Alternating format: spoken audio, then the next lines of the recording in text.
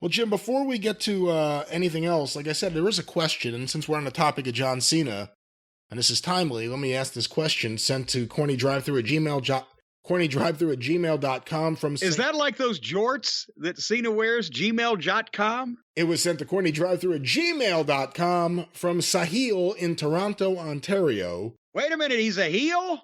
Sahil. Oh, it's a heel. Well, here is Sahil's question. Did it ever make sense to turn Cena heel at some point in his career? Maybe around the time he destroyed the Nexus, or after his loss to The Rock at WrestleMania 28, since that's when he was booed the loudest. Do you think he would have gained more popularity, or would it have hurt his character in the long run? Thank you for your time. And like I said before, when we talk about Make-A-Wish, I would ask a question that relates to that. From what I understand, one of the reasons, if not the only reason, or the main reason that John Cena never turned heel, was he didn't want to do all the Make-A-Wishes as a heel, and he didn't want to stop doing Make-A-Wish. Yeah. Well, and that, but also, and I'm not going to pretend that I followed every bit of the WWE, WWF, all through John's career to know when the perfect time could have been, as he mentioned, cited a couple of examples to switch him heel, because I didn't pay that close attention, not just to John, to the whole company. A lot of those times I was elsewhere. But he was a heel as the prototype. He came into Ohio Valley Wrestling as a heel. He was a heel when he first got in the business. He'd had a handful of matches in California, I guess, before he came out here. But because he was a heel, because he had the great body and he was well-spoken and cocky. And I thought, honestly, this guy could be the next Ric Flair. He's got the physique, the voice, the promo ability. He's a quick learner. The only way he wouldn't have been like Flair is in the personal bad habit, category, because John was also, I'm not saying he's never drunk a beer, but he, you didn't have to worry John was going to have any bad out of the ring habits that were either going to affect his work or cause newspaper headlines. But then when they brought him up and he was the young guy to come out and slap Angle in the face, I'm like, okay, I really enjoyed his promos as a heel, but he's got the potential to be either one, so let's see how it plays out. Did you think they would bring him up as the prototype? Silly me, that was early on in the program. So I didn't know yet that they were going to change. This was even before that they just had to change people's names just because Vince got up on the wrong side of the bed and wants to own everything. Some guys, obviously, John Cena still got their names. I just thought, he works it. It's a good gimmick. He does the promo, whatever. I wasn't exactly filled with optimism when they brought him in as John Cena, the, quiet-spoken guy that's going to slap Kurt Angle in the face. Well, let's see where this is going. But it wasn't going to go very far until Stephanie heard him rap, and that's where the doctor of thugonomics came in. And then I'm like, oh, God, the shorts. 20 years later, he's still wearing the shorts. But in an alternate universe, John Cena would have been a cocky, robe-wearing, long, tight-wearing, bumping, incredible promo heel that you pushed to the top and fed him baby faces because he would be there like a Ray Stevens in California, in my opinion. That's how good he was at that stage of the game. But once he got over with the rap, and that was the culture, current events, the young people liked it, etc. And once that they realized that he was getting it over and he got fairly bulletproof, because for the first year or so, I was where, like everybody else, the first year he was there, he wasn't John Cena superstar. He was John Cena, a guy from developmental we're pushing.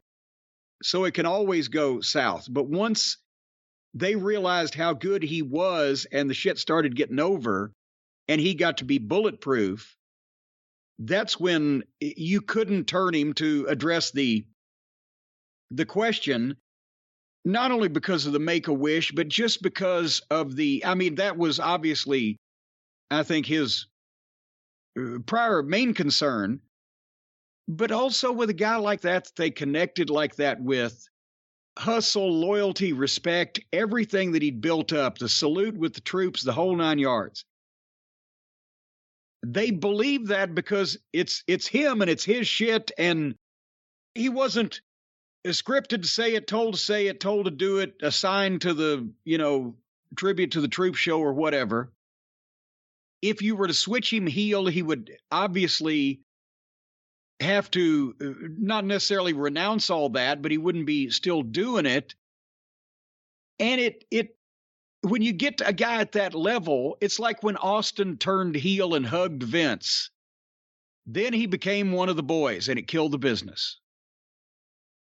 Because the people had allowed themselves to believe in him, at least, in him telling Vince, fuck you, in don't trust anybody, take this job and shove it, anti-authority, whatever.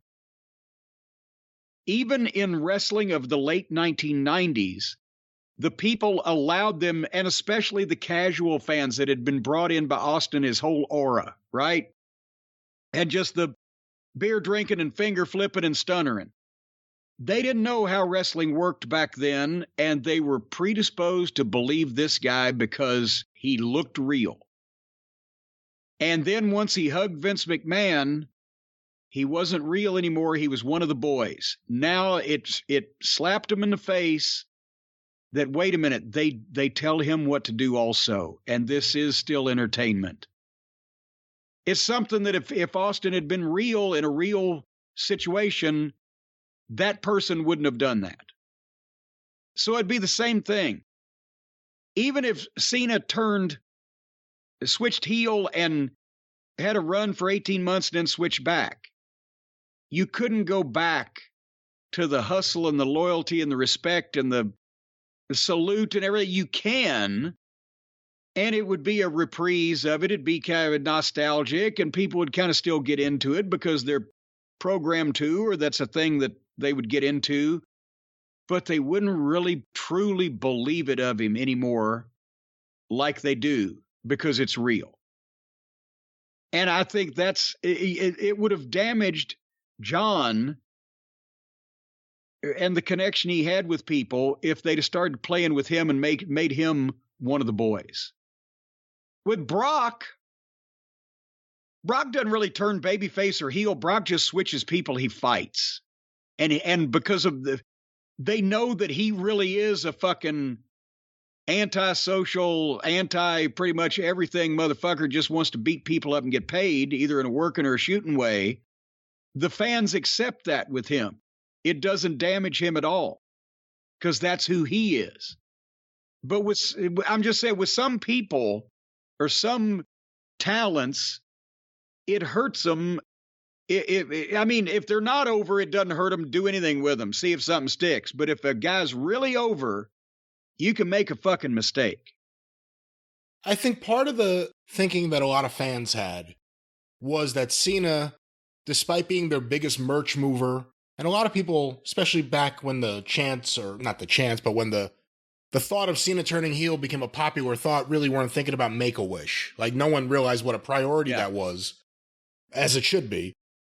And I think the merchandise was huge too. I mean, 7 figures. And the closest comparison was always Hogan. Hogan turning heel and that freshening up and almost creating a brand new Hogan. The only difference there is, while the TV may have been shit for the most part, WWE's business was strong with Cena as the babyface still. If business had dropped off, you could see them maybe pushing for a heel change, completely dropped off. With Hogan, his act had gotten stale. Yeah. In 93, he wasn't the same guy he was in 83. He wasn't as big either. And by 93, I think a lot of people were sick of him. By 95, everyone was sick of him. And then he had to turn heel. Otherwise, I don't know what it would have been. The argument with Cena, and I can go both ways, is if he had turned heel 10 years ago, would it have freshened up his character? Or 5 years ago is too soon. 10 years ago. Would it have been a new run? Heels are popular. Would he have sold as much merch? Would he have still been able to do the Make-A-Wish stuff? And would it have helped the show? A heel John Cena doing promos. That's always been the argument, but the Hogan comparison's a rough one just because of the differences between the two. Well, that's the thing. There's more of a comparison to Cena and Austin than there is to Cena and Hogan, because Hogan got over in sports entertainment anyway. Hogan was a larger-than-life superhero, which is another way of saying not real. Did anybody who even loved Hulk Hogan as a child think he was a real person? He was not even presented in that fashion. And so, I mean, I'm not saying that Hogan wasn't over like Cena or Austin. I'm saying it didn't, like you said, not only didn't damage Hogan to switch heel, but freshened him up, because the people didn't believe in Hogan as a person. They believed in Hogan as a gimmick. They didn't, I don't think, I mean, maybe if they were 8 years old or whatever. I think it's a great way to put it, actually. That's a fantastic way to put it. Yeah, you know, they really think that Steve Austin was the guy because it was so close, right? And Flair could switch babyface, and it didn't hurt him because the people did it for him first because they believed who he was, but he was so cool. Limousine riding, jet flying, blah, blah, blah. And he was the dirtiest player in the game. He was a heel first. But again, when baby faces get the Von Erichs to a different cause, but same result, they lost faith in the Von Erichs in Dallas, and it killed the entire wrestling business. Not because they switched heel on the show, but because they switched heel in the newspaper. Because, you know, drugs and issues. Fake cousins. As they became, the more you believe in a hero, when you find out they're really not that, the more let down you are. But you can't be let down by a heel. He's a fucking crooked criminal prick anyway. But you believed in your hero, and then he turned out to be phony. That's what kills a territory. That's what kills a talent. That's what kills the momentum. Or in the case of Austin Hogan McMahon, the entire fucking wrestling business. So you agree with Cena not turning heel? Yes. Because he was still selling merchandise, and the people were coming to the house shows to bring their kids to see him. People were coming to TV and pay-per-views because they were more dedicated fans to boo him. But they were all paying to get in.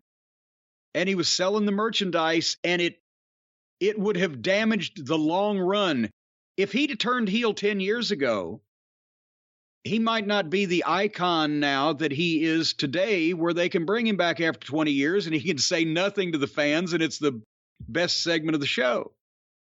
Well, seeing Cena on there, I was surprised too, because you know how busy he is. He's doing all these different things, and he's all around the world. However, he looked well rested. Do you think he's getting a good night's sleep?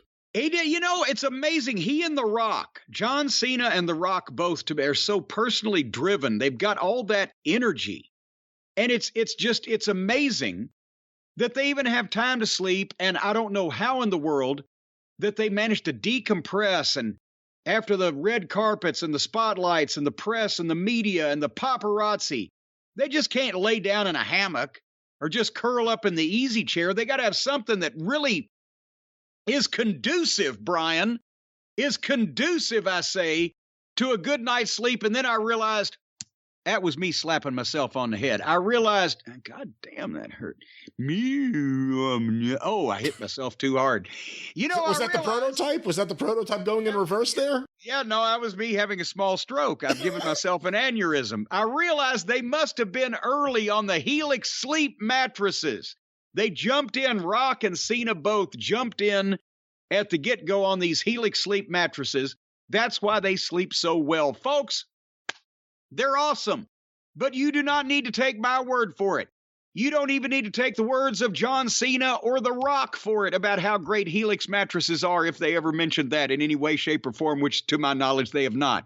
Because Helix was awarded the #1 best overall mattress pick of 2020 by GQ magazine.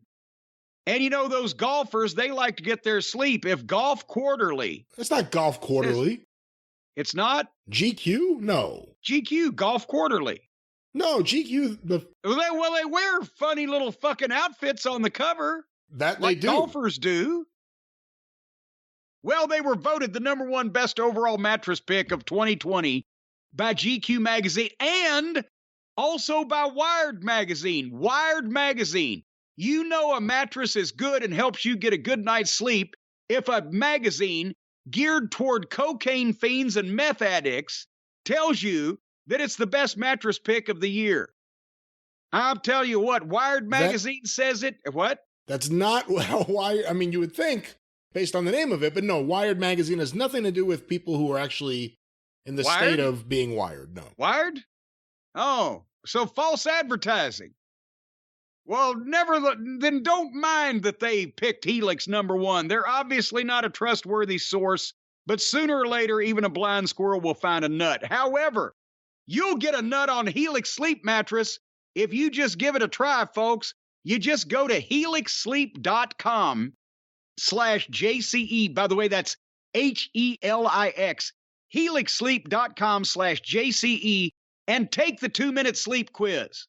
And they'll ask you things like, do you like sleep on your side or on your back or reverse cowgirl or what position do you like to get that nut in? Those are not the questions that they ask. No. It's some all of about those sleep. questions may or may not be on the questionnaire, but yeah. It only takes 2 minutes to answer these questions, folks. And just remember, there is a penalty for perjury. And they're going to match you to a customized mattress that will give you the best sleep of your life, folks. They got a 10-year warranty. And you get to try it out for 100 nights risk-free. I encourage you, take this mattress, do everything to it, and do everything on it with everybody. Have the neighbors come over. Everybody get naked, get some whipped cream and chocolate syrup. After 100 nights, if you don't like this mattress, they will pick it up for you and give you your money back. And I want to see the look on those people's faces when they see all that DNA all over that mattress. But the thing is, chances are you're not going to call them because you're going to love it. They've even got financing options and flexible payment plans. So a great night's sleep is never far away. The payment plan's as flexible as the young lady that you can introduce to this mattress as soon as you have a home and a mattress and a bed and furniture and a job so you can get a date to bring the girl over to nail her on the Helix mattress. Will you Folks, stop once it? again, it's helixsleep.com/JCE because you're going to get up to $200 off. That'll take care of that young lady right there. Up to $200 off all mattress orders and 2 free pillows.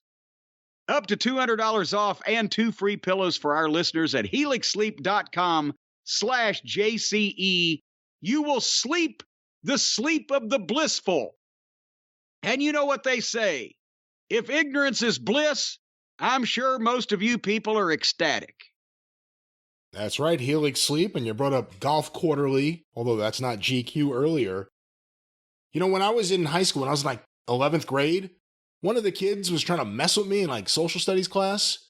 No. Well, yeah, I mean, so I'm on like one side of my friends, and he's on one side with his friend, and he said, you know, Brian, the only reason you like wrestling is you like to see young men in tight clothes. And I said, the only reason you like golf is you like to see old men in tight clothes. And that shut him the fuck down. Golf is, but have you heard, you're watching the George Carlin documentary, right? I finished it. Oh, I finished it. I loved it. I loved it. I always loved the piece on golf. Yeah, you bunch of rich white old fucks taking up all that. That's where we ought to put the homeless people. Good acreage going to waste for a bunch of rich old white fucks to knock a little ball around. The documentary, the bad thing about the documentary is every time they show you a clip of one of his specials, you want to stop and go watch the entire special. Yeah, the whole thing. Yeah. I got the box set. Oh, really? When did you get that? Fixed. All my stuff is the box set of all the Carlin HBO specials and a bunch of extras and all that type of thing in the DVD box set. Yeah, I got to check to see what's available on HBO now, or HBO Max, because I have that here.